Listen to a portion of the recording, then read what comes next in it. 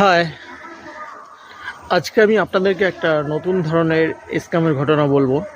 ইদানিং unknown number থেকে কিছু কল আসছে। কলে বলা হবে বাজাজ ফিন্যান্স থেকে কল করা হয়েছে, আপনার পার্সেলটিকে রিটার্ন করা হবে। যদি আপনার পার্সেলটিকে রিটার্ন করতে না চান তাহলে 1 টিপুন, আর যদি আপনার পার্সেলটিকে রিটার্ন করতে চান তাহলে 2 টিপুন। আপনি যদি 1 বা 2 কোনোটাই যদি চেপে দেন, আপনার ফোনটা হ্যাক হয়ে গেল।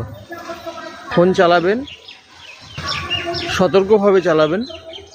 কোনো কিছু উল্টোপাল্টা কোনো কিছু মেসেজ আসলে লিঙ্কে ক্লিক করবেন না।